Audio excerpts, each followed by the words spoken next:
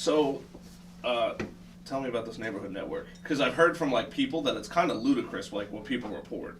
Yeah, well, I just got the ring, and while setting it up, they ask you, do you want to be part of the neighborhood, and you really don't know Sure. what exactly it's about, but You don't know what you're getting yourself into. yeah. So as you kind of dig a little bit deeper, it asks you just kind of set a radius around your house, and Sure.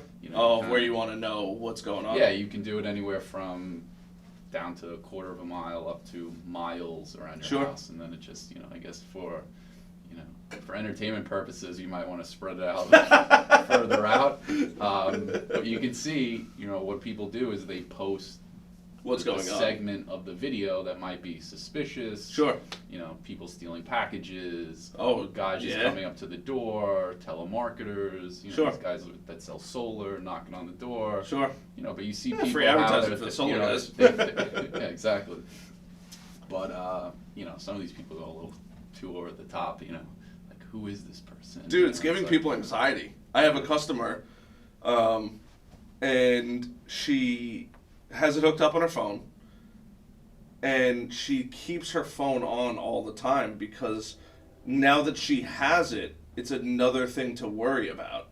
And she's like, well, somebody's at my door, I gotta know about it. And I'm like, what would have happened? Let's roll it back 2 years ago, when this wasn't a thing. Were you gonna have anxiety about people being in front of your house now? Like, somebody steals a package, you can't do anything about it, You could just communicate with the person that's there. Yeah, I mean, I get it now. Like today I got, motion detector you can also set within it. So you see when you get a package, UPS, which, it's convenient if it's raining. Sure. Because they don't ring doorbells anymore, these guys. I know, they just drop it and run. They drop it and go. So, it's pretty cool. I didn't even realize I just signed up for, I guess, the Amazon notifications for your delivery. So you could actually see, like Uber, like, where is your package? Oh, yeah, it's wild. And then actually they take a picture of it on your, on your front door, so it all kind of comes along with it. So you want to hear something crazy about Amazon? So I guess my mom's credit card was on my Amazon account. And I pre-select all my information, but every once in a while she'll be like, hey, can you order me something on my, on my card? Sure, I'll order it for it. Something must have happened where something got messed up, and either it ordered on her card or something like that. And she looked down, she found all these charges, which I still have to investigate. It literally just happened, of like camera equipment. And I did just buy some camera equipment, but not in the financial amount that she specified. It was like $250. And like I bought a $130 tripod. That's about it in the last coming weeks. And so she has Amex or something like that and calls and is like, these are my charges. Like, I don't know where these are coming from. And so Amazon shut down, locked my account. I couldn't order anything. Even if it was my own money, I couldn't pay for it. Which is fine, but this is where it gets crazy now. And I actually was like, holy shit, Amazon can control your life now. My Alexa stopped working. Amazon integrates with everything now. They could literally shut down your life over your bills. And I'm like, oh shit, they figured it out. Like the Alexa was like, spinning around in circles and was like, we do not recognize, pulled itself off the network, everything like that, just because my Amazon payments, my account got locked because of a discrepancy over finances, which I still have to investigate. But it's like, I was like, yeah, you finally realize how much control. Oh my God. Like, I was like freaked out. I was like, I don't think people even know that this is possible, that they just, it's programmed to just shut down. Like, you owe them money or something happened or whatever it is. They'll just turn off your life. Okay, fine. You don't want to pay? Fine. Whatever. Yeah, well, I think the fraud is so, still so high, especially with the Amazon. I mean, even a few weeks ago, my stepmom had her niece called her and she goes, you just sent me 2 packages from Amazon. She's like, no, I didn't. The first package was a container of actual duck fat. And then the other package was a 2-pound bag of yellow rubber duckies. That somehow, I don't know if it was some kind of bot. You can buy duck fat on Amazon? Yeah. So, oh my God. But I found it pretty funny that it was, a fraudulent transaction. They went in and, it had to be some kind of computer's, bot or something like that. Sure, so something got in there. And it went in and picked some kind of delivery Oh my address. God! You literally can order duck fat, and duck fat is not cheap either. Yeah. So she had rubber duckies and duck fat. I am mind blown. I wonder what quantity of rubber duckies you can order. I'm actually very interested. Weirdly enough. Like these huge two bags of rubber duckies. Oh my God! They're holy 100 pieces for $40. You could have a whole lot of fun for not that much money. Yeah. Oh my God. This is kind of crazy. I'm actually 100-pack, 1.5-inch yellow rubber duckies, $23. Now, if that's not a sound financial investment, I don't know what is. For the pure comical relief that you'll get out of it. Oh my God. This is kind of insane. I would have never these things have incredible reviews, by the way. So I had a buddy of mine swing by the other night, and we're sitting in here, and we're like, what is a way that we could figure out how to mess with somebody? And being that I'm in social media, you can buy followers if you want to buy followers. And he's like, it's not that easy. I go, dude, it's that easy. And I'm like, watch, I'll show you. Bought 1,000 followers right in front of him. I was like, I'll put it on my own account, whatever. He goes, dude, we could really psychologically mess with people. They're all fake followers. Like, I know that. But, for $30, you could have a whole lot of fun, having a friend, and all of a sudden they get 10,000 new followers when they wake up, and they're like, it doesn't even, you don't even have to log in, which is the crazy part, and they just get followers, It used to be the same thing with likes and, Oh, sure. be able to buy 5,000 likes. Oh, yeah. Likes, They have monthly fans, packages now everything. Yeah. that'll continuously like all your photos on top of getting you like it's a monthly subscription. You pay a couple $100 a month, and it just artificially grows it at like an exorbitant rate of growth, which is kind of insane if you really think about it. Yeah, it's pretty nuts. But But you can do it with anything now.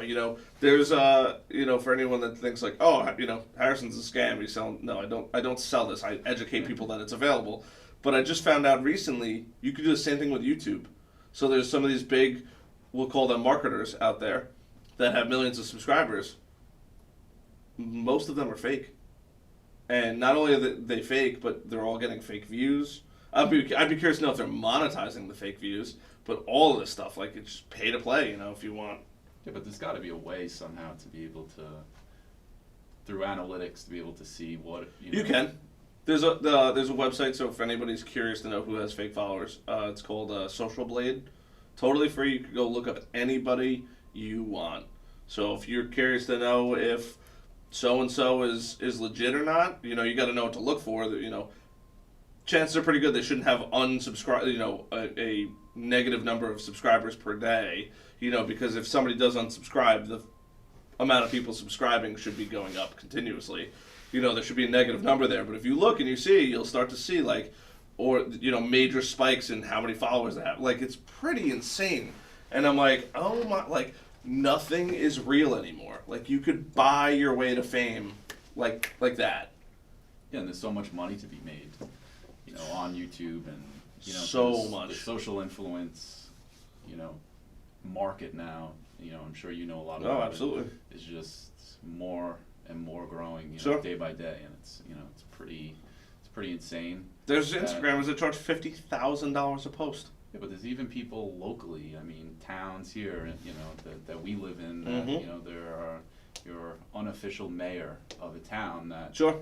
are starting to kind of get wind of saying, hey, I can influence where people eat, where people Sure. buy. Oh, yeah. We were just talking about it before. Yeah. There's a group. There's groups on Facebook now that that are geographically segregated. That they grow word of mouth, and it takes time to grow. It's not going to be grown overnight. But if you partner up with them, you could put some serious money in your pockets. Yeah, I'm starting to see it a lot with businesses that we work with on the restaurant side. They're starting to kind of, if they're going after high school and college kids, they'll find and try to locate who the most popular, biggest social influencer is in that particular high school and say, hey, I own a burrito place. I'm going to give you free burritos. Oh yeah. every month or whenever you come in here, and because you do what you do. When you come in, you have one, take a shot of it, take a picture, Sure. give a review. High schoolers, High like, schoolers. it's crazy. Yeah. It's crazy to think about that. In high school, you could be, making some serious money. Yeah. Um, Or at least be eating free burritos. Yeah, I tell people, the biggest one that people are mind blown about is esports now. Esports is the big thing. Oh my God, I could be in esports, and then you hear parents are like, I'll never let my kids, my kids aren't getting into that. And I'm like, it's probably, actually I shouldn't say it's probably, it's definitely a hell of a lot safer than the NFL. There's no traumatic brain injury. They're playing on video games all day. They're hanging out with their friends. Yes, is it the most active and things like that? No, but some is esports players have personal chefs, health coaches. They are going to college or in high school. Some of these kids are in high school, even middle school, as some of the best players in the world. They're just naturally gifted. Yeah, and I think the parents will start to come around to it once Sure. they start to realize there's money that their kids can get to Sure. go to college, and a lot of these college programs are creating teams themselves. Oh, of course. So it's the new, I guess it's the new athletics, if you want to call it. To some degree. So they're going to be able to, take advantage of it. Sure. It's not going anywhere, when, I'm a little older than you, but, they were always the kids that played video games. Always. Whether it was Now it's just Atari, monetized. Nintendo, Genesis, and then just going up to PlayStation and, Xbox. It was always there. Sure. I mean, when I was in 5th grade, a lot of days were spent at friends' house playing Super Mario Bros. Sure, I mean, that was it. That was the bee's knees. Contra and Sure. Remember, Yeah. what was it? Up, down, down, left, Yeah. right. Yes, yeah. Actually, it's funny you said that. I just found this out.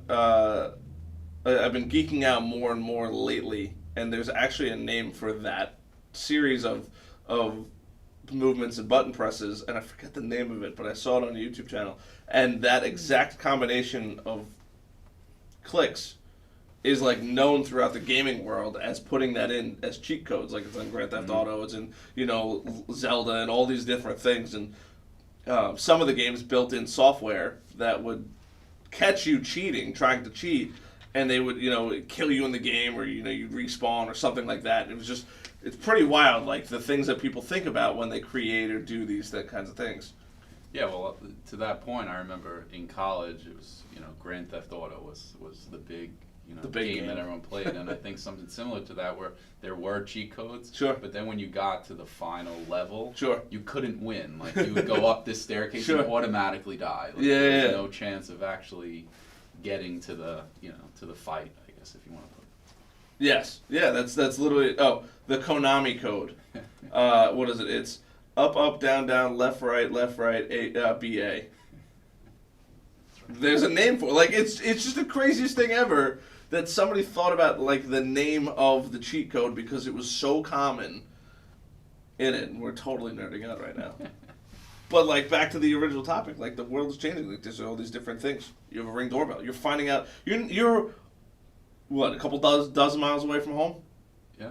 And you're finding out what's going on right there and then.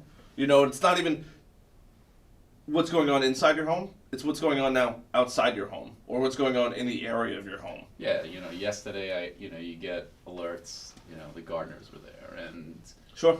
I think, for kids, like anything else, the security aspect's great. Sure. You can see when the school bus pulls up, my daughter coming into the house, and, and as they get older, and you give them a little bit more, leeway in coming home, staying by themselves, I think, it does help. Sure. There are a lot of parents that leave their kids at home when they get older and they go out to dinner. Sure. So at least now, if the doorbell does ring and Sure. it's, your 14-year-old is in your house, who's really at the door? Is it Oh, something yeah. That, so it almost... Is it not to somebody say who's it's a not supposed to be there? Not to say that it gives you a reason for a virtual babysitter. But, Yes, of course. it does help, I think, Sure. in certain aspects. But you can get addicted to it just like anything else. Oh. Let's see what's going on. I just couldn't believe that it got to the point with her that it'd ring and she'd perk up and be like, oh, hold on, we would be having a conversation and she'd be like, hold on one second, I gotta see what's going on outside. I'm like, let's just say hypothetically, something bad was happening outside your house. what are you gonna do? And talk through the speaker. Yeah. Could you leave my house, please? No. You don't. There's nothing that you could do. Even calling 911. Chances are probably pretty good that somebody has already called 911 if there's something happening that's not supposed to happen when it's there. And even if you do call 911, they get a couple second advantage over it. That person, let's just say it's a robber, already had the time that they need to execute the mission. Yeah, but the one thing I was saying to my wife yesterday, I think it does help in the security of your home. I think burglars in general now, kind of get wind of having a Ring doorbell or of course any of these capture videos and cameras is a big deterrent. I think to a degree it's sometimes even more of a deterrent than an actual ADT sign in front of your. That used to be the thing, ADT signs. I know people that used to just buy ADT signs and not actually have ADT. I think my parents were one of them for a while. They'd just be like, oh no, they're like, yeah, or we would have, I remember being like a kid when it happened, my dad would be like, we gotta get the sign. I'm like, for what? Sticker. He goes, the sign is more important than the actual system. Because fake video cameras. Yeah. Restaurants. Or I'm like, what? No, the sign keeps people away so they know, they think that we have security. Yeah, just I guess, funny story. One of the companies that I used to own was a valet parking company, and one of the I guess the worst days of owning that business was we were doing a wedding at I want to say Woodbury Country Club. Okay. And someone came and stole the whole key box with 100 sets of keys. God damn. Inside of it. So, that might have been before the time the keys were insanely expensive. Yeah, but they still were. But we all got we were all there, all the owners, and we're dealing with 100 people that have no way of getting home, no keys. House keys are on those rings. It's not just the car. Sure. But they had all video cameras all around, so we're like, great, we'll see who did it. Fake let's cameras. go sit. Those cameras weren't working. Oh. So whatever happened to it? You know what? We never found who did it, or none of the keys came to light. But sure. But again, we had to take the approach of we had to have a security company come protect the lot, because we didn't know if, say, everyone went home and then at 3:00 in the morning, all these guys come back and go, we have keys to every car, let's steal them and we're gone. Sure. So you gotta have some. You had to create some kind of protection protocol, a lot of cabs, a lot of headaches, but oh my God, that was a fun night.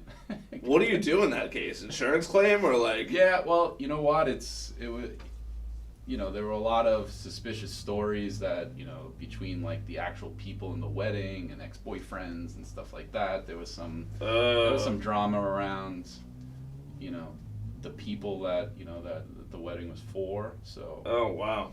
Because. That's a big risk to go and take a whole keyboard box and all the keys. Yeah, and seeing that there are cameras and to know that they weren't really working, so we thought maybe it was someone, maybe an employee or someone that just wanted to cause a chaos, disruption to it. But we talk about putting out. Oh, you did figure out who took it? No, we didn't figure. I'm just saying. You just figured out the situation. But that's wild. Yeah, but we used to deal with. I always laugh. I joke. Sure. With my old partner still runs the company today, and I just call him once in a while just to get laughs. Because we used to get phone calls. Sure. About the funniest things. Sure. Like just move this thing up a little bit, by the way. Yeah. So we used to get calls. People would be like, yeah, someone stole my umbrella out of my car. And we'd be like, all right, $10 umbrella like is missing from your car, but you don't understand. I got this at the U.S. Open. It was Phil Mickelson's umbrella. It was double wind resistant. The craziest of stories people used to call us with. What is double wind resistance umbrellas? I have no idea, but she wanted hundreds of dollars to for the umbrella, not 10 or 15 that most umbrellas. Look at it for what it actually is, and not Yeah, but we used to get calls about the chrome caps of people's wheels being missing, change, drugs. Change I could see, and drugs I could see. So we used to joke around every once in a while, like, all right, well, let's call the police. You're missing, a half a pound of weed dollars in your trunk. All right, what do you want to call the police? Go for it. Yeah. But just crazy things, and usually people, you Oh always my suspect God. the valet to steal, and don't get me wrong, there were cases of, you'd see these guys run around and they'd have, 300 quarters on them, and if you take 4 quarters out of every car and you park 100 cars, That's easy money. It's an easy $100 for you. I valeted for like one day, and it's so funny because like I'm not gonna mention who like told me this, but they're like, look, if you see somebody's pack of gum and it's already opened and you want a piece, they gave you the keys to the car. I'm like, this is awful, but I'll help myself. But you know what? People cared more about their cars than their kids. Oh yeah. So we used to get calls, and part of the job is like, while the car is in our care, custody, and control, we're responsible for it. Sure. And once you leave, you leave. There's nothing to say that once you pull out of the lot, you might hit the curb, you might Sure. get into a... Oh, so they would blame you for... Yeah, so every, we used to get calls like weeks later, go, oh, you guys dented my quarter panel. Oh, where were you? Well, 3 weeks ago I was at, Patty McGee's, and I was like, 3 weeks ago? Well, I was away for 3 weeks, it was in the garage. It's just amazing how it all worked out. Padded, no one touched my car, but, it was a tough business, but it was fun though. God. A lot of good stories. That's hysterical. Yeah, that was another thing that he's like, look, if there's, drugs sitting there, and you want it, I'm not gonna tell you don't take it. They're not gonna call the cops. And I was like, huh? He's like, it's illegal. And I'm like, well, obviously. Unless he comes out and he goes into his car and sees it's not there and then kicks the crap out of you. Of course. And I'm like, you gotta hope he at least leaves and gets home. Oh yeah, I don't even know what company I worked for, honestly. I wish I could even remember. Like, I don't remember the company. I remember my buddy who was like kind of giving me the walkthrough of the whole thing. And he's a good friend of mine. He's not like a dirtbag, but he's like, that's just like the thing that, he goes, it's not coming from me. It's coming from like the guys that trained me on how to do this. And I'm like, it's been handed down. yeah, the knowledge has been passed down through the chain of things. And I'm like, oh my God, like this is insane. And he's like, who's gonna stop you? Well, the most successful scam for valet parking, I said, fortunately, I mean, we didn't really come across it too much, or that we know of, was for a certain period of time, I guess in the late 90s, early 2000s. I know exactly what you're going to say. A lot of the luxury cars used to put full tire and rim as the spare. So, not what I thought of. So what some of these valets used to do is they would take the spare out of the car, sell it on the, black market. But if you were going to take, a BMW, run flat tire, and full rim, that's probably collectively worth $800-900 altogether. If not more. They take it out, and then when does the owner realize that it's missing? When they bring it Months back later for the lease, or they've probably been through flat. Yeah, they've probably been through 20. They have no clue. Valets. It could be years that they don't realize it. Because how often do you ever check where your spare is, or even if you have one? Oh yeah. Never. When you get a flat, or when you return your car. That is doing the inspection. crazy. So that was the big, the big scam of what some people used to do. Because it's like the best one. Like people used to steal easy passes and like mobile on the go. Like that's the stupidest thing to steal. Yeah, like, there's tagged to you. Tags. Yeah, it's like when are you going to be at the mobile station like pumping gas and the cameras looking yeah, right at you? yeah. Oh my God. But those spare tire and rim. That was the most, I want to say, successful of the scams that we used to hear of from other companies, and I said fortunately we weren't Yeah, because you're the owner, you can't be everywhere. Yeah, no, and that's the thing. It's hard enough to run a business when you have 4 walls. I mean, we had before we sold, we had 150 accounts, 350 employees. average age of 19 years old, you know, causing trouble in work the neighborhood. ethic and, drive was not the highest priority. So, so it was fun. It was a good learning experience. We had a good time. That is crazy. But there were some funny stories. I mean, we used to. I would have never guessed tires Yeah. and rims. That's brilliant. Because it's not a donut. A donut now that you have that most of the cars. Worth nothing. It's nothing. Couple bucks Who at wants best. like a 12-inch donut? I mean, it's like a bicycle. Maybe $100 at most, and then you got to carry around steel. Yeah. But you can make $500-$600, not get caught. Yeah, and basically ever, unless that person gets a flat on the way home, and they got it fixed that day. You're never getting caught. I'm surprised it stopped though. I figured that's probably still something that goes on. Well, I think less of the car manufacturers are putting full-size tires. Oh, sure. They want more room. Yeah, and it can't be a Jeep because the Jeep is just gonna have 4 little sprockets on the back of the car. Yeah, I mean, people want more room now, so I think Sure. To fit a full tire and span, Too big, it takes up too much space. So now they don't. I think Wow. they moved away from it. I am so mind blown right now. That is so. I mean, look, I don't agree with it, but it's smart, man. It's smart. Crazy. It was funny though. We used to always get change. People took. Someone stole 78 cents out of my ashtray. It's like, really? How much is in your ashtray? You know how much money you have sitting there? Well, you don't get it. I went to Taco Bell yesterday. It was $1.12. Yeah. 78 cents later. That's how I know. Was there no change there prior? No. I cleaned my car moments before I got to Taco Bell. And nobody's been in my car otherwise. What do you do when that happens? You just, okay, here, come here, and I'll give you the 78 cents? You know what it is? It's that we were essentially a staffing company. So our Sure. client was the restaurant, the catering Sure. hall, the office building.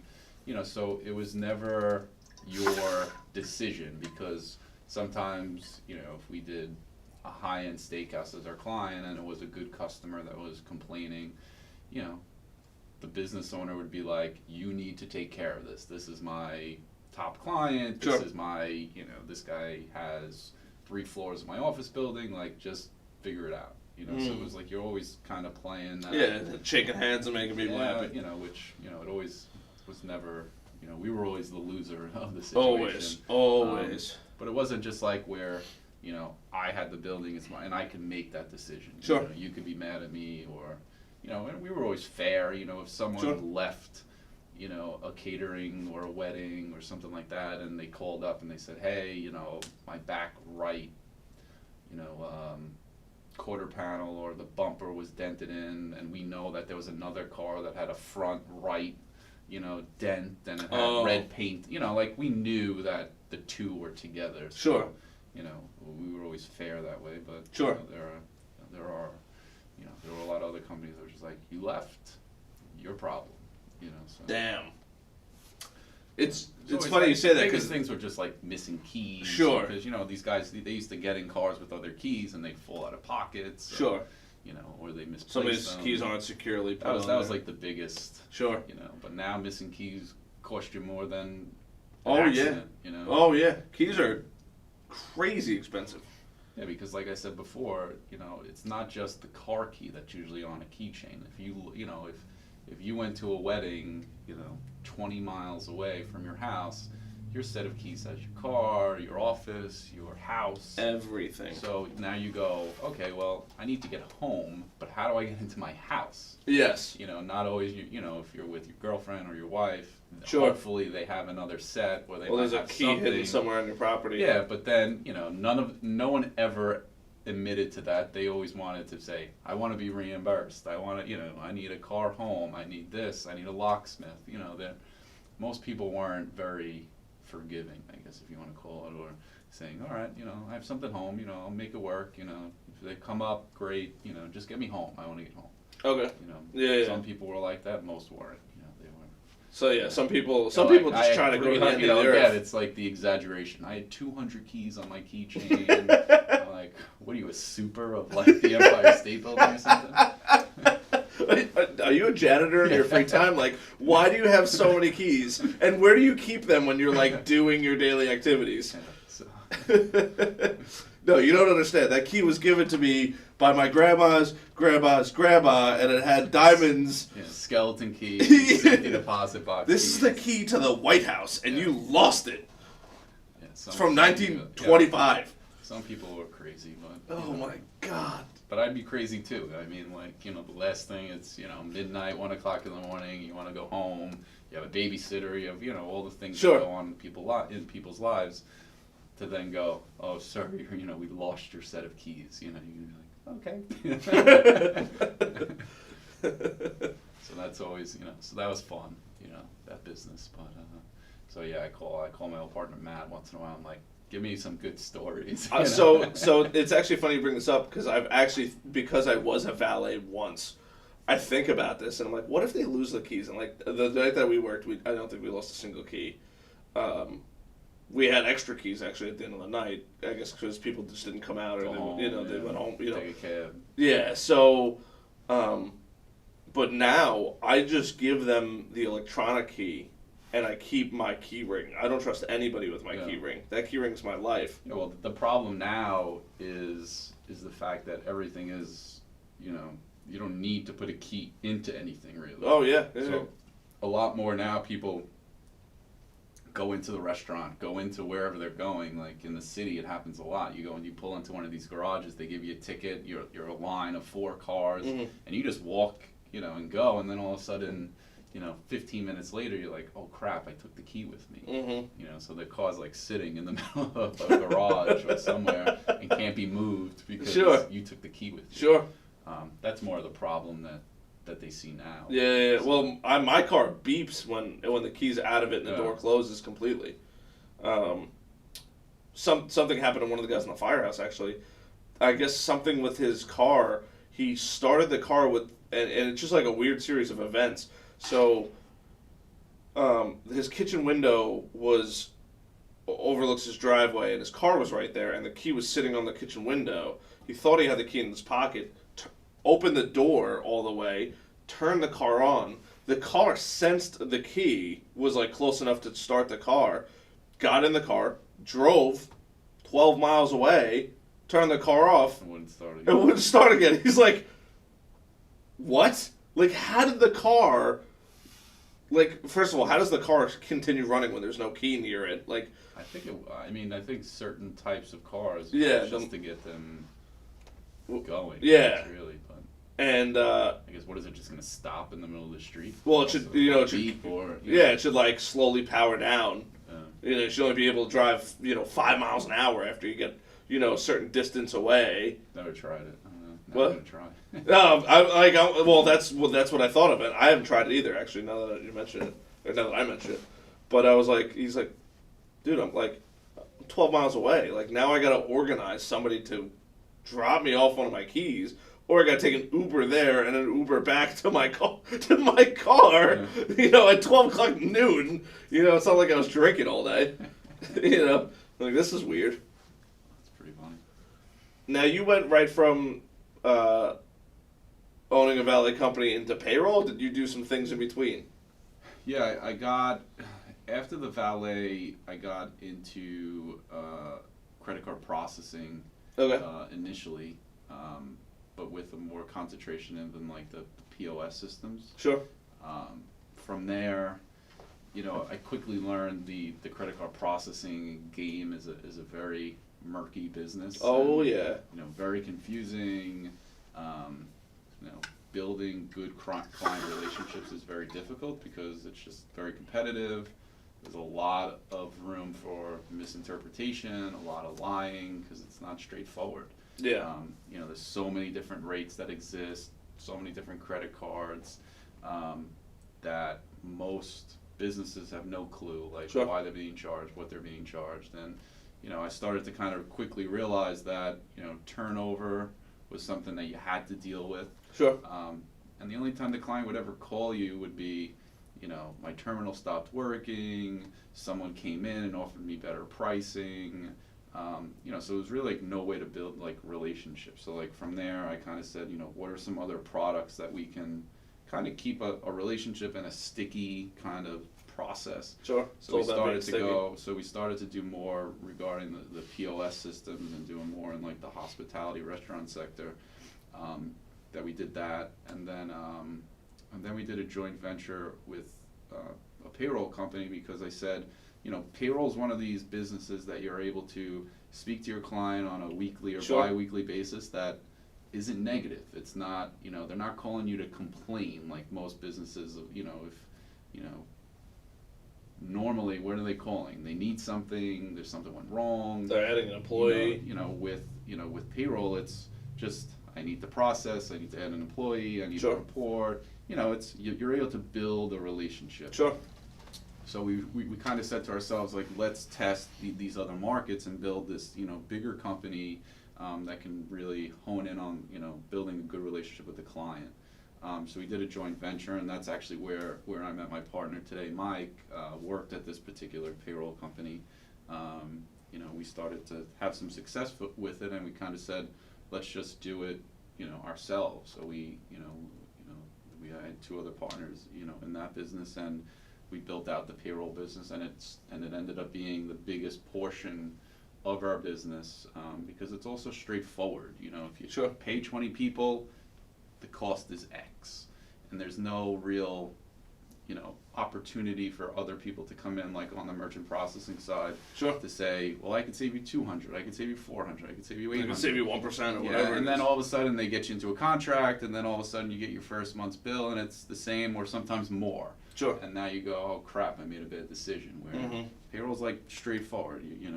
These are your quarterlies, here's your W-2s, here's your Sure, weekly sure. cost, and that's it. And it's like, and then it's the service and it's the relationship that keeps them. Sure. It's we don't sign anyone into contracts and stuff like that. And then and then that business, that the partnership I was in, I wanted to, we all kind of had different ideas of how we wanted to kind of run the business and what Sure. we wanted to specialize in. Since my background was in the merchant processing, the POSs, I did a lot of stuff in the hospitality sector. Okay. And I just really liked that business. Sure. And my partner today started Premier about in 2015. Sure. And we always stayed friendly in the marketplace, and always kind of ran ideas by one another. And then once I was looking to kind of do some things, my partner Mike, he was also very heavily in the hospitality business. His family was part of a restaurant group when he was younger. Sure. So he kind of understood what it was like to be on that side of the table. And then kind of my experience and understanding the inner workings on the technology side. Sure. Sure. Technology is a big part of it. Yeah, so we kind of came together, and the other partner in the business, Stacy, came from a payroll company that just did hospitality. So she was, she had knowledge that superseded anybody in the industry. So collectively, we were able to, go out and really go after a big hospitality market. I mean, today it probably makes up about 70% of our client base. Sure. And it's been successful because we meet with clients, and we go up against other companies, and they start talking shop about having people in the kitchen, cash payments, all the little quirks of running a restaurant, and the people that work within a restaurant, and we hop right in and Sure. understand. And if they come in and they go, oh, I have a Toast POS system, I go, oh, I know these reports, I know this, and all of a sudden they kind of step back and go, wow, these guys really know my business. Niching. Yeah, it's what I always talked about before. So Niching. it makes sense, and and we always say we just don't do restaurants, but we specialize in handling payrolls where people need help. A lot of companies today, they kind of push you towards using their portal, you input the payroll, you add the new employees. We kind of say no, send us the info, let us be your payroll department. Sure. Because essentially we'll make sure that the information's getting added correctly. Sure. Week in and week out. You'll have an extra set of eyes making sure that it's the process is being done the right way. Sure.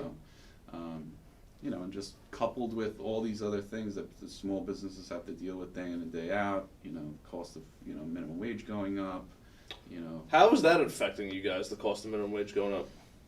It's affecting us, I guess. I want to say, like, you can usually see a certain growth rate, amongst clients, and it's not just the hospitality, it's manufacturing. My father owns a business in the manufacturing, space in Queens that, they manufacture window treatments, so blinds, bedspreads, anything you could kind of put on a window or a bed, pretty Sure. much.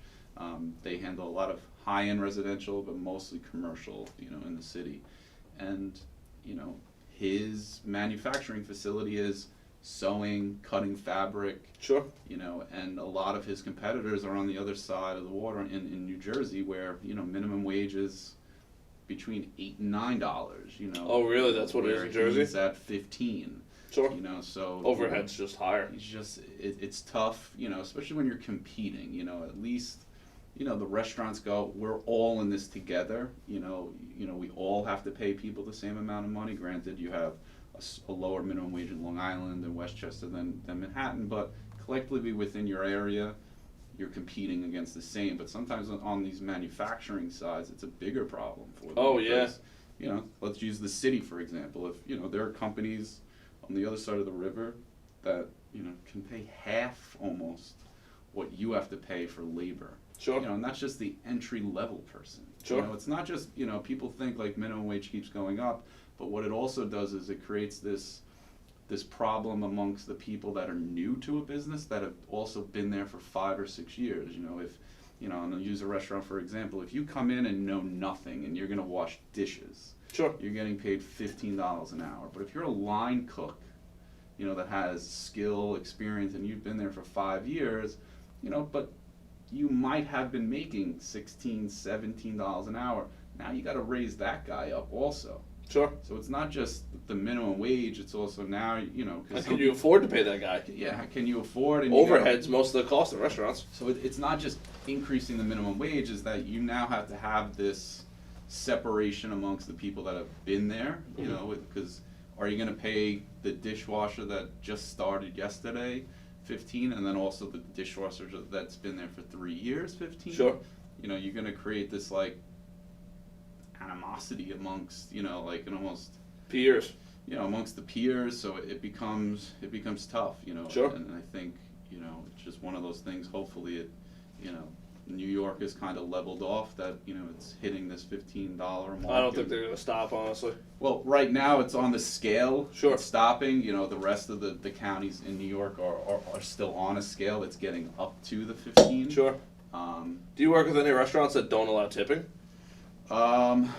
No, all of them still that we work with do have tipping. I mean, that's been a hot topic, and I know that, there's some legislation, in the works right now of possibly, removing. They removed credit. that, and I'm out of the restaurant industry immediately. Yeah, it's just, it's tough. How much can you charge for a cheeseburger? Like that's what it comes down to. You're starting to see it. Like I said, you go to get a burrito, you go to get any of these items, you go, how much am I gonna pay? Like, you think the minimum wage, yes, the minimum wage is going up, and that's good for people that are in that, Sure. in that, position. But, does it make sense if I was making 13 and now I'm making 15, but everyone's taking the slice of pizza from $2.50 to $3.25? Sure. Everything's gonna move along. Just going to buy less pizza. Yeah, or it's just gonna cost you, your net is really Sure. the same. Sure. The only one that's really making money out of it is the government, because they're charging more taxes, more sales tax, and at the end of the day, that's where always Where all the money always goes, flows and then they spend it on dumb shit. Yeah, so but I think with, like, we were chatting before, just about the technology, especially in the restaurant space, with companies like Grubhub and Uber Eats, and so you have these companies now that are giving some restaurants the capability of expanding their reach and offering a service that was never offered before. Sure. To have delivery and takeout. But then there's devil's advocate, like you said. you're waiting online, Yeah. 3 people in front of you, and 3 virtual people in front of you. Yeah. You know, or a restaurant. You know, restaurants are, I think, the better example because Friday night, 5 o'clock, 6 o'clock, 7 o'clock, every restaurant in the area is packed to the gills. Packed. How do you... You can finesse, like the fine dining where there's a kitchen and there's a back of house, like you can hide it better. But, I think the increased popularity of the quick serve restaurant that we're all used to, of the Chipotle's, the Moe's, Panera's. The Panera's of where, you go up. Panera's time has gone significantly longer. Yeah, because you're standing in line, and usually it's like being in a cafeteria almost. You know who's in front of you and who's not. Now with this curveball with the online delivery and ordering services, like you said, there could be 8 virtual people in front of you in line. That creates the bottleneck. Oh yeah, tremendously. And that's, but at the same time, it's, you can say, well, those are 8 people that would have came in and would have been online.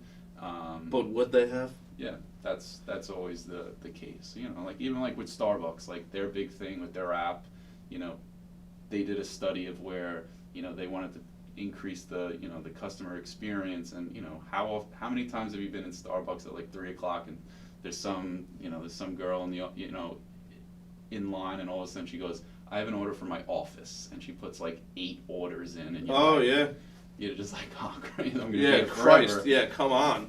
So there's different ways to look at it. They looked at it as, and they were like, I'd rather put that order in before you even come, and we can start getting it ready while you're... So at least it doesn't create this bottleneck of a line. Sure. So there's so many different ways to look at look at all these situations, but like I said, I read an article the other day that like McDonald's and Taco Bell, the utilization of these Uber Eats and Grubhubs have drastically increased their revenue and profit because of at the end of the day, people don't want to get up and it's great. Dude, my accountant will order a Starbucks drink to his house. Yeah. I'm like, dude. He goes, it's not worth my time to go get it. I'm like, can't argue. And you talk to a lot of restaurants. Weather plays such a factor in the success. Oh yeah.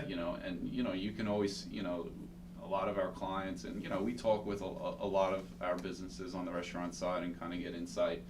They say like a snowy Saturday in January can like crush their year. Oh yeah. It's just. Dude, the restaurant I work at, that's exactly what happened. He goes, we are already on track to make 5% more this year. I go, what? He goes, no snow. Exactly, no snow. He goes, last year, I checked, major blizzards. We closed early one day, we opened one day, and there was nobody there, so we took a major loss, and we had staff show up. He goes, I think there was like 2 or 3 days overall that we had like record low numbers, like a couple $100, like $200-300 for the day being there. Manager gets paid, employees get paid, probably at least 1 or 2 servers making, servers still only make $7.50 an hour, on Long Island, if you get tipped, but you gotta have tips though, or else you gotta pay the full. Oh yeah, or you gotta pay that. Then you got staff, you got kitchen staff, you gotta prepare in case people show up. You gotta have 1 or 2 people that are making $15, that have to make some kind of decent money, then it makes it worth them coming to work. Plus you gotta have a prep person. Maybe you can get rid of your cooks person, but let's be realistic here. That cooks person probably drove in with somebody else that works there. Yeah, and you know what it is. It's also is that there's such volatility in the weather, meaning that sometimes these the weathermen and newscasts, they overhype, they underhype. So sometimes you'll close, and then all of a sudden there's only 3 inches of snow. And when they originally forecasted 12, so sure. So you get that a lot also. Sure. But weather does play a factor, and I think. Even with rain, now with these delivery services, it's saying, hey, like I did, I live in Oceanside, and sometimes, me and my wife, we did Uber Eats with like Frank's Steakhouse, sure. where, you know, we got a porterhouse for 2 delivered to our house because it was like raining one Saturday night, but we still wanted to eat something like Sure. good, and you know, we didn't want to go out, and you know, did we get a babysitter? Did we not? You know, like whenever was the day that you would go to, you know, a high-end steakhouse and get delivery? You know, it's funny you say that, you know, because we're being offered. When we were talking before about it, I was like, I wonder if anybody gets like Peter Luger's steak to go, you know. Yeah, and I mean, you know, sometimes they go, oh, the quality of the steak. I mean, I've done it twice with them in particular, you know, and it comes tinfoil thing, you know, everything, and it's still super hot. You know, what's nice about also is that you can track. You can see when was it prepared, when was it picked up, where is the driver. Sure. You know, the biggest problem, and I joke with, you know, my business partner, my wife, and saying, what was the biggest annoyance about delivery of getting things? You never know where it is. You never know where it is. You Sure. know, how many times would you call, hey, this is Vinny from Look, Pizza Hut started the revolution, bro. Yeah. You know when your pizza's getting cooked, and I don't eat Pizza Hut actually. I think Pizza Hut's disgusting, especially where we live. But I want to pull it up. Pizza Hut. You could see delivery tracker. People made fun of them saying like there's too detailed. You know every little instance. No, that's what people want. Brilliant. You know, how many times have you called somewhere and says, "Where's my order?" Oh, it's on its way. You know, like, all right, but where? You know, it's like the same essence of what Uber did to cabs. It's before somebody yells at me, it's Domino's Pizza Tracker. Sorry. Order placed, prep, bake, box, delivery. Like, goddamn, the only thing they're missing is GPS location on that thing. But I think they have it. Now they do, yeah. Like, that's crazy to think of. And they used to have, if they didn't get your order in time, they would give it to you free. Yeah. People would, 30 minutes or less. So I had a friend of mine who worked for Domino's, and he goes, we would get people that ordered 25 pizzas. There's no way on God's green earth we're getting it out in 30 minutes. And they would bitch and moan until we gave it to them for free. And they're like, we can't do it for free. Your ads, the reason why I bought from you guys is because you said you'd have it to me in 30 minutes. They would play the game. Yeah. You know, same thing with Taco Bell and, you know, back in the day, and Burger King and McDonald's, they would all have, like, you know, takeout be, what is it, I think it was like 2 minutes or less. Yeah. You know, or drive-through. Right? Yeah, and they would have the running clock, and people would just order such an exorbitant amount of food, and they would complain until they got their food for free. You know, it's you know, there's always going to be somebody that cheats the system, but it's just crazy that, like, you know that you're going in cheating the system. You know, We'll never win. yeah, you're never going to win. Yeah. Those are the guys that get the keys. Yeah. Missing at the valet stand the next time. You don't understand. This key, I had a key on there that was forged from gold from the Mayan Empire. This key is invaluable. I want $1 million for it. It's like, my Lamborghini key was on this key rack, but you have a camera. You're like, what do you have? That's my weekend car. Do you understand how much my Lamborghini key is? Sir, you don't even make enough money to afford. You don't know. It was given to me by my uncle, who is a millionaire. And you only have one key, and it's on the keys that your Camry's on? It's too funny. God. But, dude, it's crazy. You know, it's kind of like the Uber for food. And I read not a great article, but I saw a great picture. And it was like the most successful people in the world of what they created versus, you know, what was already pre-existing. So, like, Facebook didn't create anything. Their product is their customer. You know, Uber, they don't have drivers. They just have, you know, they don't employ drivers. They pay drivers, but the driver has to sign up and work for them, and if they get work, they get paid. You know, what is it, like, you know, DoorDash, you know, same thing. You know, they find people, you know, hey, an order comes in, you get paid. You know, an order doesn't come in, you don't get paid. Yeah, it's utilizing the independent contractor. It's crazy, dude. Outsource mentality. I mean, but that's what we all do, though, even in business. It's oh yeah. You know, so many people who has a bookkeeper that's in their office anymore. Very little. They're Very more little. outsourced, and they're more efficient, and it's more cost effective. you know, IT, you know, all these Oh yeah, things. That everything's certain becoming companies, outsourced. You know, it just makes it easier, and you go, you know, they're good at what they're doing. You know, why have the resources? Granted, yeah, if you're big enough and you have, you know, the need, Makes it's sense to have there. it in But house. the vast majority, you know, of companies, it would benefit them to outsource for a lot of what they do. For most of what they do, Yeah. even if it's not, let's say it's financially slightly more expensive, it's going to save time. It's going to save Julie from walking around the office, you know, standing at the water cooler for an extra 20 minutes or 30 minutes or an hour a day. You know, I tell people all the time, I go, my goal is to build a company where anyone can work remotely. Like, yeah, I want to have, like, in-person interviews and the whole nine. But, like, after that, go away. Yeah. I don't want you here. Why? Because They don't want to be here.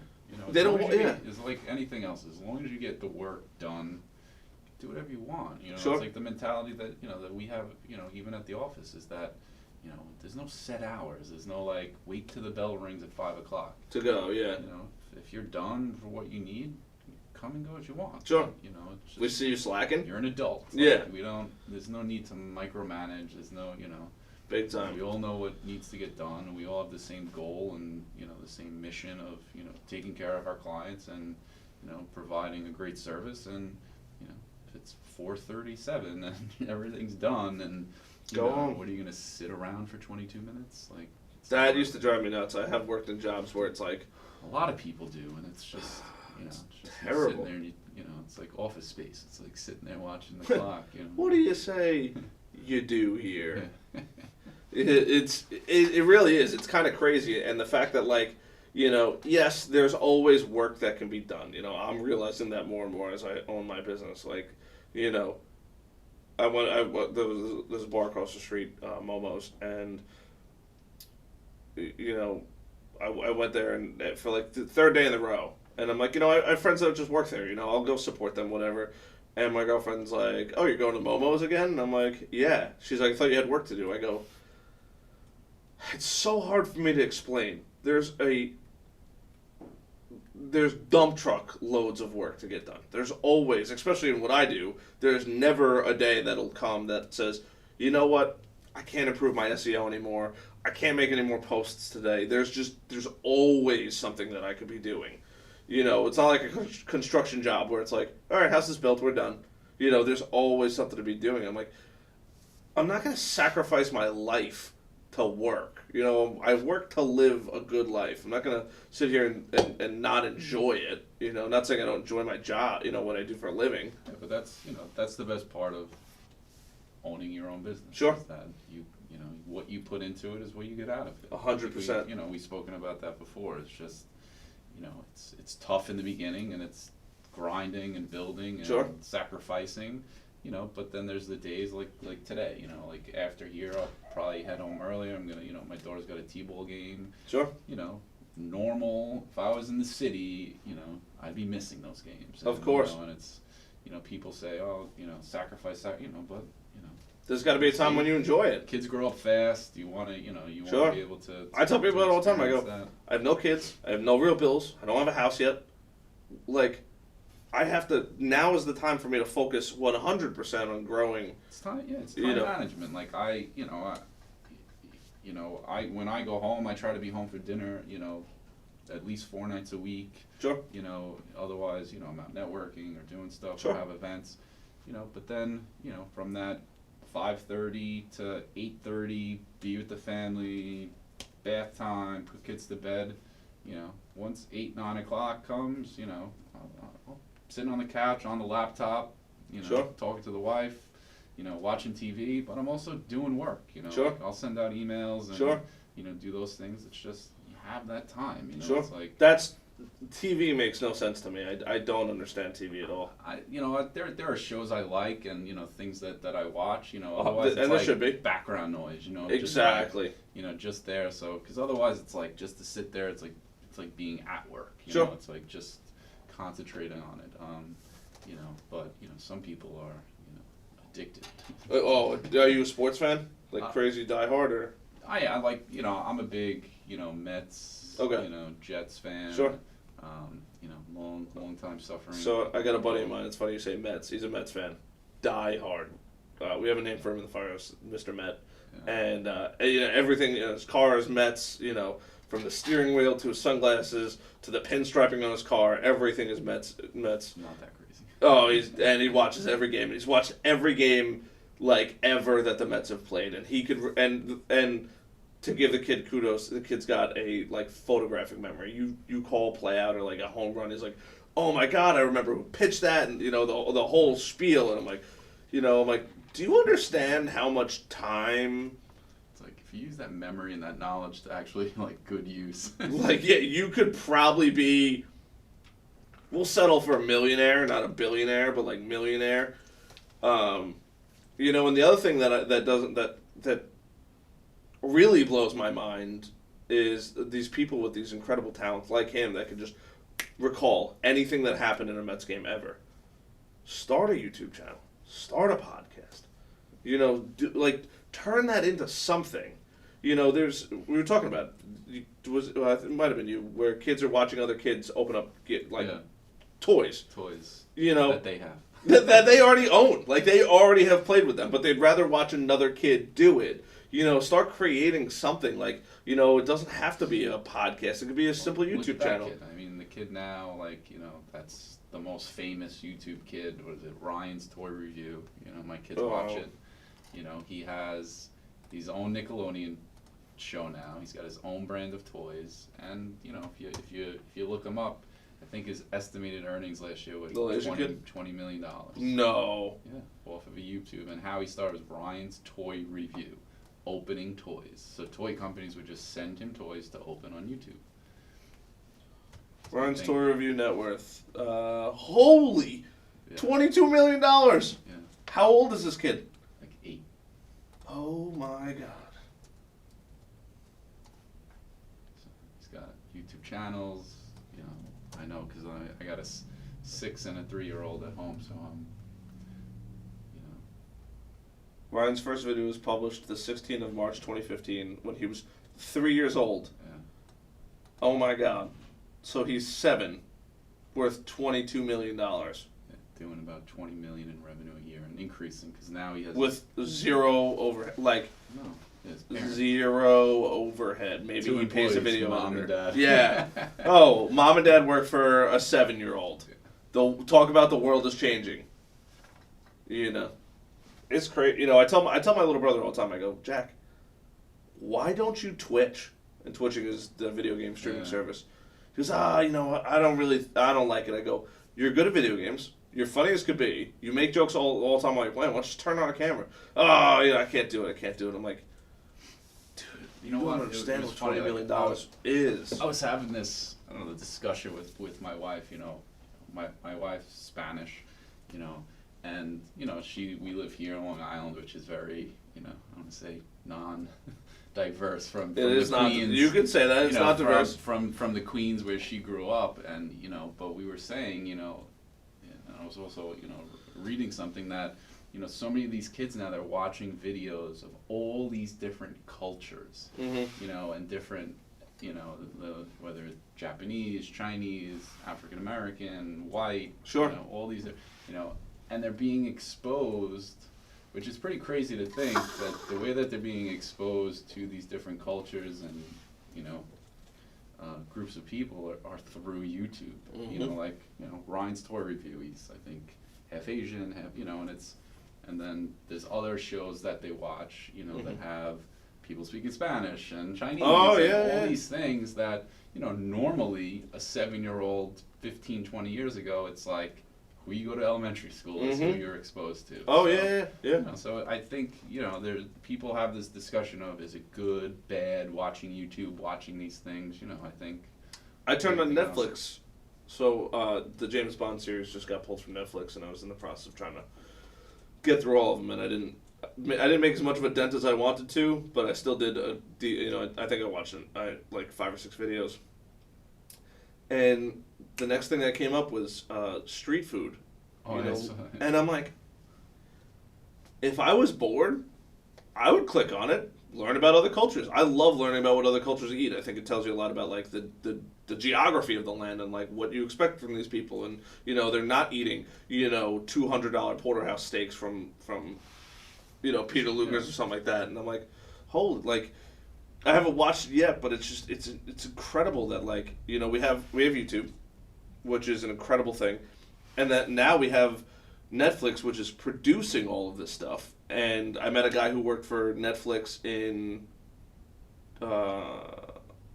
Japan, and he's like, we make just Japan only videos, and I'm like, what? He's like, oh yeah, everything I work on is just Japanese content for Netflix that can only be found in Japan. That's what Netflix is. I think without their original content, I think they would be out of business. I agree. Because, what movies and what distribution Their stuff channels, sucks now. It's hard. They don't have any good. Like, I only go on to Netflix to watch original content. What do you use for everything else? Hulu? Well, either on demand, because the cable networks have certain stuff, or you can buy. It's like. Yeah. Most of these movie channels have certain things that that you want to watch. I just think either Hulu or Amazon Prime. If you wanted to go that route, but I think Netflix. Their original content is really It's phenomenal. Yeah, it's unbelievable. It's phenomenal, and thankfully they're the first ones to. Kind of like Uber, they're the first ones to the game. Yeah. They were the first ones for the digital era. They're the first ones to creating their own content. And the slowly creeping prices. Oh, I just got my notification the other day. I opened my Netflix thing. Yeah. We're gonna be. Are you okay with an increased price for Netflix of like $15.99? I'm like, I don't even know what I'm paying now, but okay. $7.99 when it started. Oh yeah. And I'm like, oh 10, shit. 12. I think it's 15. It's and I'm okay with that. I think we're going to get to a place where people aren't going to have those cable networks. I think TV is dead or dying quickly.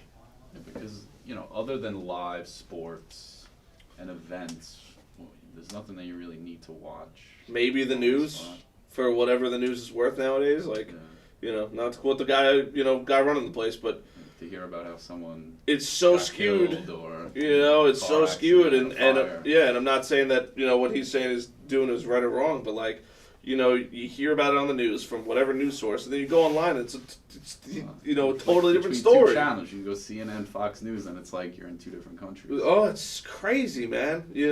Some guy was joking with me. He goes, "I don't watch either of them." He goes, "You know what news I watch? I watch the BBC because I feel it's the most honest viewpoint of what's going on." I've heard that too, actually.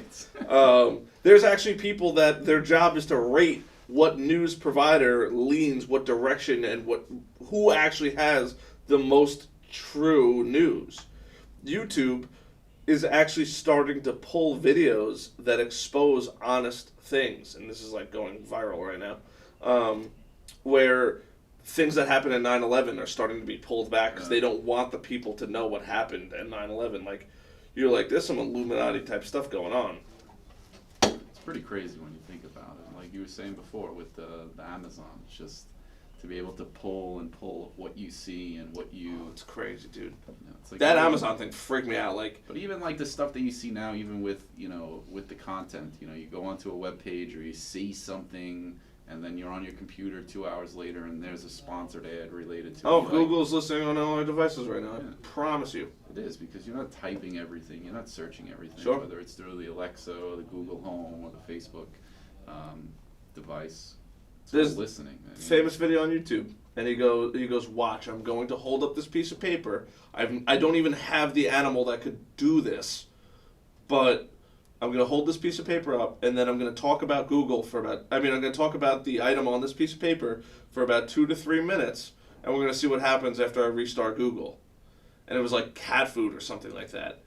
And he's like, he's having an imaginary conversation with his wife. "Hey, babe, did you buy the cat food, this, that, and the other thing?" He's like, "All right, I close out Google, let me reopen Google." And now it's kitty cat food, plush toys for cats, all these different, and you're like, come on. And on the other side, I guess the pro side of it is that I don't mind seeing things that I'm actually interested in. It's a little weird. I think that's what everybody's gotten to play with. I don't want to see things that have no relevance to me. Sure. So I don't mind the fact that they're utilizing that information when I'm searching or I'm looking and, to buy a certain product, but, It's crazy. on the same side is that people also want to search secretly and, and Not get found and stuff like and that. not be found and not get, Google incognito, guys. that's it. That's the moneymaker right there. But, That- it's pretty crazy with that, though. It's tracking. I just, when that thing happened with Alexa,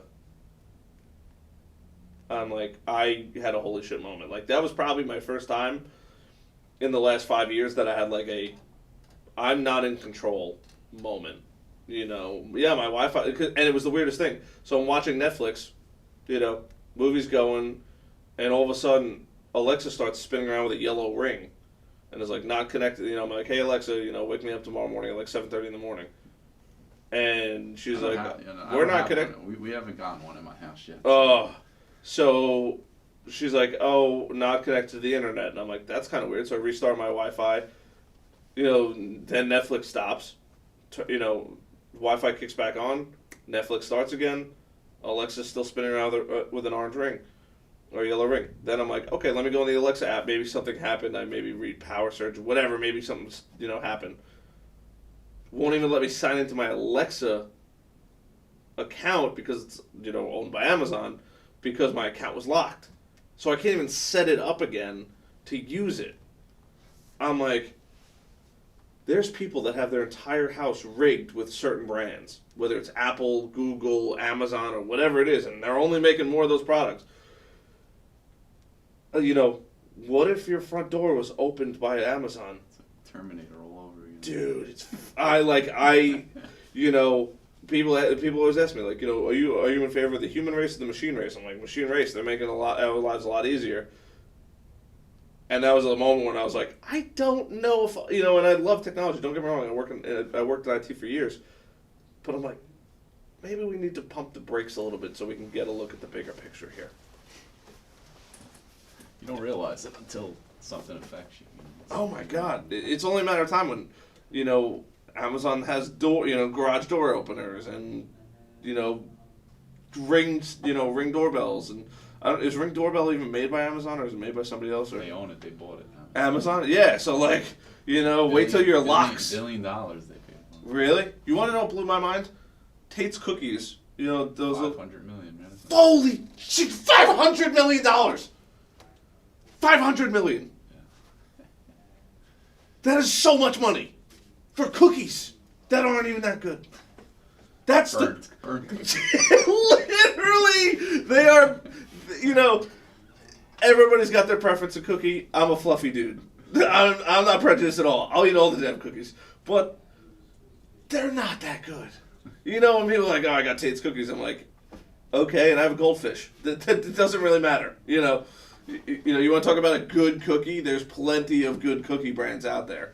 But I'm like, and I forget, I compared it to something else. It was Tate's Cookies for $500 million, and another major brand. Oh, Blue Point Beer, 24 million or something like that. 24, 26 million. I'm like, how did Blue Point Beer go for 26 million? This massive facility and all that, and Tate's Cookies for $500 million. Tate just has, they're in every supermarket. Now, they weren't when they sold. They were. The distribution channel was pretty big. Was it really? Oh my God. I couldn't believe it. I'm like, $500 million. It's absurd. It's brand. That's essentially what it is. Like Oh, before. 100%. It's building the brand. The brand story. It's local to Long Island. It took off took off. And for anyone that's listening to this, if you're a business owner, you're thinking about starting your own business, Tate's Cookies aren't that good. You could start a business and be successful doing anything you want. Yeah, it's about building, like we were saying before. It's building the brand, building the image. Sure. Building the content, because that's eventually what's going to keep growing. It's just, Sure. People are going to, search more, whether it's through Alexa and voice, and you want, what's going to happen when someone goes, hey, find me a local payroll company. Where is that going to search? It's It's going to search the same content and, you know. It's funny you mentioned that. I actually had just got a software to help companies get found on Alexa, Google, Apple Home, like all of these different things. So that way when somebody says, find me a local SEO company, boom, I show up, Yeah, and people already are changing, because it's a different set of terms than what you would type. Sure. Like find me is not something that you would Sure. search in Google. In Google, you would just type Long Island SEO companies. That's, you're not going to go to your Alexa, Long Island SEO, who is a good The marketer, terminology's changing, yeah. Yeah, so you got to be able to, play with that as well. Sure. So those are the things that are going to be. But what's going to determine what Alexa gives you? Because it's not something that you're going to see. Oh, there's going to be visually. paid Alexa ads, I guarantee. Oh yeah, it. it's going to be, and then it becomes like, how do you get there? How's organic? How's content all? I'm actually curious to know if they already exist. I'd be curious to know, do paid Amazon Alexa ads exist? So you got to go home later and go, content manager, Bellport, New York. Oh yeah, and go, yeah. What do they say? Does it give you something or it doesn't? Or does it, today, and that's why you got to watch Amazon now to kind of dethrone Google on search, because that's essentially where they're going to go. So I actually have an interesting concept on what's going to happen with all these platforms. I think that they're going to get too big that they can't move at the speed and rate that people want and demand. So I think they'll always be there. I think that, Facebook, Google, Amazon, Apple will always be there. But I don't think we're that far away from them just erupting into somebody else coming along who can make a phone that's better than an iPhone, that has, look at Fortnite, for example. Fortnite's not the best game in the world, but it's one of the, if not the most successful game in the world. Why? It integrates with everything. You can play it on your phone, you can play it on your Xbox, your PlayStation, your computer, you can play it, they've hit every single platform. I think there's probably going to be somebody coming up that's going to get the appropriate agreements, or they're going to develop, or whatever it is, that's just going to run, through everything. It's going to be, if it's not the phone itself, it's going to be software. So that way they can sell, instead of Android software, they'll sell, robotic software that, Yeah, well, it's going to be like it's going to be like an aggregator, almost like if you were to compare it to like a travel website, like a kayak, to say, if I'm looking for, content manager in Long Island, you'll be able to kind of see, well, what's LinkedIn showing me, what's Facebook showing me, what's whatever, and like formulate it into one. Funnel it platform. down, yeah. They already have those for the most part. Honestly, I sell them. To show up in all those places and to figure out where your leads and your customers and stuff like that are coming from. So it's just this crazy effect, that things are going to move. Somebody might create a better algorithm than Google that, might do better. Google might say, hey, we're going to pull out of the technology space. We're just going to stick to being a search engine only company, or whatever it is. My other thought too is people are going to be so saturated with ads that you're just never going to compete for, I was looking up last night keyword searches for my industry. The term social media manager goes for like $20 to $30 per click if you Google it. That's absurd. Per click, $20 to $30. Maybe that person's got to click on it 10 times before they're a new customer. And that factors into the price that they're charging. It's kind of crazy. Well, you look at what are the most expensive keywords where they're all like legal related, right? Or asbestos litigation, or stuff that's tied to personal injury. Yeah, oh my God, you get $400 a click. Oh yeah. Some of these words are astronomically expensive. Yeah. But their cost versus revenue it makes sense from it.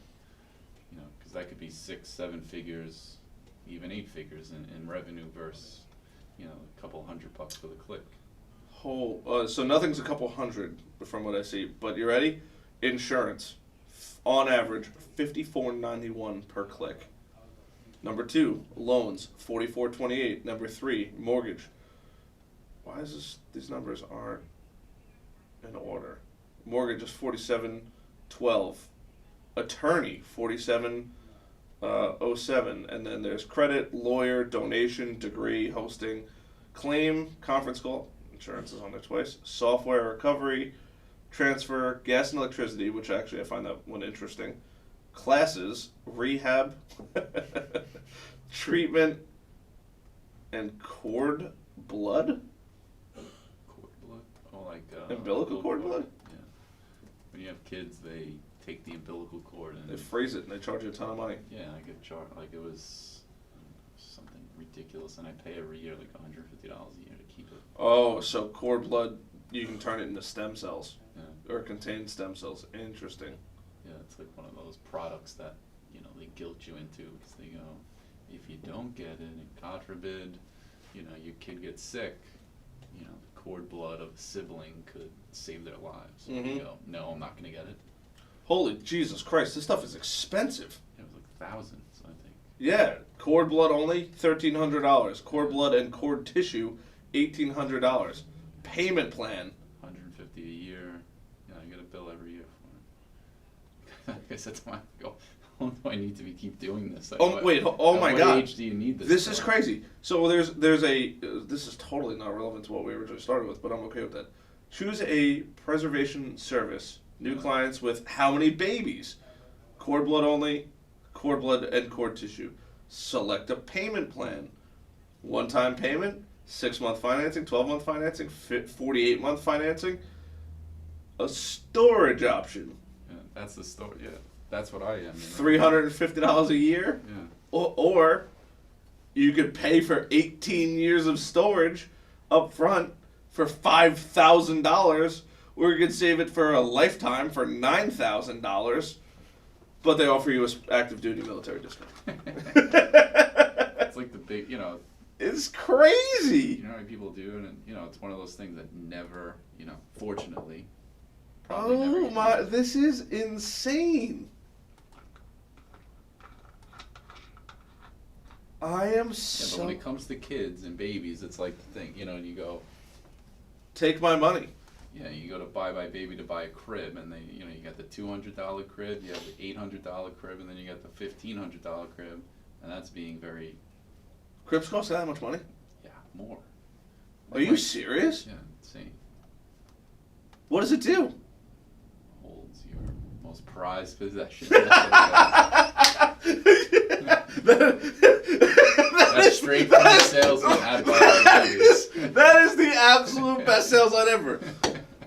We do have this $2,000 crib.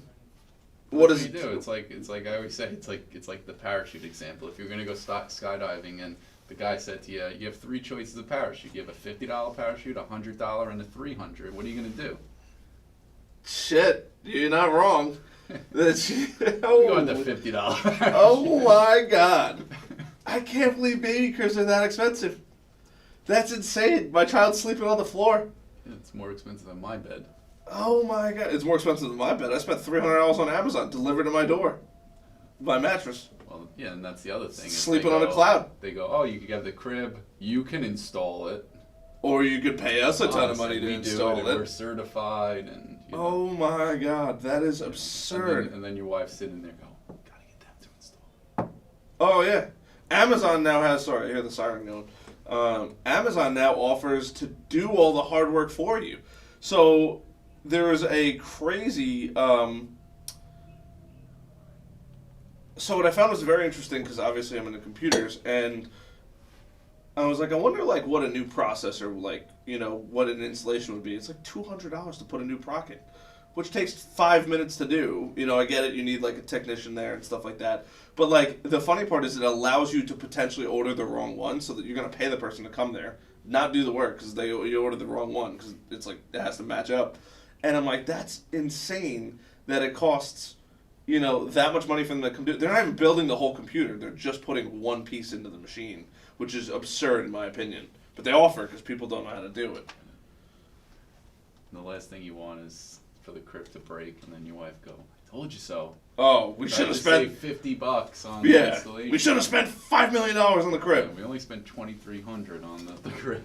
Oh my God! Some of these cribs, the average price on these cribs is like $600-$700. I'm curious to see like what the nice ones are. And then what about the changing table, the dresser, the They have bookcase? $3,000 to $10,000. Oh wait, hold on.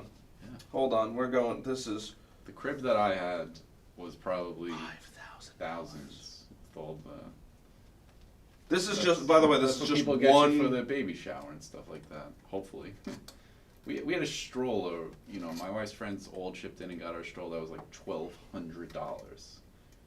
We returned it and got Bye Bye Baby cash. So So we could buy diapers for the next. yeah, but when 2 weeks. it's like when they have these like bassinet strollers. It's like Sure. how often are you gonna use it? It's not like we don't live in the city. I'm not like walking around like Fifth Avenue with with a 2-month-old. Sure. And then once they get to like 6 months, they're not laying in the bassinet stroller. No, of course not. Spend $1,200 on that. It's Some stupid. people, man, they spend money like Well, it they doesn't. get guilted into it. It's like the kid market is especially You the didn't baby spend. market. Is your kid not worth that to Yeah, you? but cheap is like considered unsafe in that market. Oh yeah, which is totally not So- true so they because sell complete on fear. it's a hell of a it's got a hell of a price tag attached to it. There's $2,000 to $3,000 cribs. There's $5,000 cribs. $3,000 crib is pretty sick though. I'm not gonna lie. It's like invisible.